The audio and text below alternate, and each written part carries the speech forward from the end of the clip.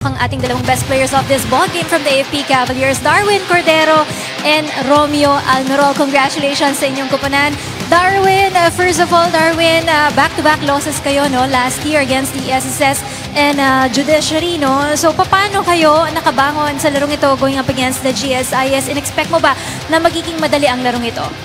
Yes, una, siyempre, yung sa gawa ng dalawang straight losses namin last December. So, nag-sacrifice kami. So, yung break namin, medyo hindi namin nagamit na masyado. So, nag-practice kami kahit na holiday season. So, nag-prepare kami. So, ang gusto lang ni Coach Eugene na siguro hindi na panahon na para mag-relax kami. Malalakas na yung mga team dito ngayon sa UNTV. So, every practice namin, always kami nagpo-push hard, 100%. So, para pagdating ng game, medyo kumbaga muscle memory namin yung ganung takbuhan. So ngayon, medyo siyempre kita naman na may grabe yung laban namin versus GSIS. So siguro yun ang ano namin, never give up lang hanggang matapos yung game. Naging madali pa sa'yo ang larong ito considering that Popoy Bansali was not here today for the GSIS team. Wala ka masyadong binabantayan na magaling sa outside shooting? Yes, siguro may advantage din sa amin pero nakita naman natin kung paano sila naka-recover from 20 points na lamang namin ngayon. Nakahabol sila sa amin.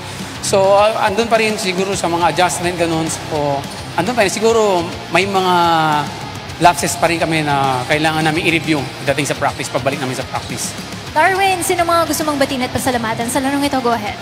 Yes, una sa lahat, siyempre, binabati ko asawa ko, si Rosan Cordero po, baby Zia ko, na nasa Pangasinan, Ocampo family na nasa Pangasinan din sa Lingayen, family ko sa Zamboanga, Cordero family, mama, papa, Columbres family sa Macau, binabati ko rin, Exibia family sa Palawan, then Master Sergeant Paltingka, Master Sergeant Villanueva, binabati ko kayo, Sergeant Panganiban, Sergeant Sermonia, at Kuya Bench na laging Obellanos na laging sumusuporta sa team ng AFP. Maraming salamat.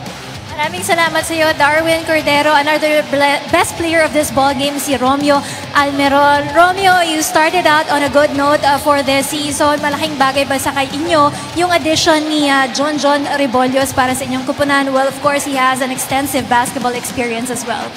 Siyempre ma'am, malaking advantage sa amin si John Rebollos kasi sumusunod sa mga sinasabi ng coach namin. Tapos isa pa, shooter talaga yung tao kaya masyado siyang masyadong kami sa kanya, nakadepende sa mga ginagawa niya.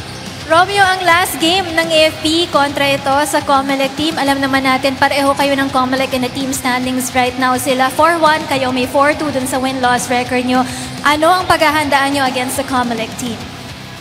Siyempre, yung depende pa rin kila Coach Eugene, kila Coach Jeff kung anong i-adjust na laro namin or depensa namin. Sa kanila pa rin nakabit-depende kung anong gagawin namin sa aming laro sa against Comelec. Romeo, yung mga gusto mong batiin at pasalamatan sa larong ito, go ahead, sa greetings mo. Siyempre, binabati ko yung 01 namin, si Lieutenant General Gatchalian, tapos si Lieutenant Colonel Barsha, si Major Ibanez, tapos yung last 2010 Masidlahi, yung boss ko sa Victor Tech, tapos sa Barkadahan, tapos sa Tip Top Logistics, at sa family ko sa Zamboanga, pati na rin sa Nueva Vizcaya, sa Bicol, tapos yung laging sumusuporta sa akin si CJ, tapos yung mga kaibigan ko at saka sumusuporta sa amin. Maraming salamat sa iyo and congratulations also Romeo Almerol, isa sa ating best player of this ball game alongside with Darwin Cordero. Congratulations sa kupunan ng AFP Cavaliers for winning that game against the GSIS Furies.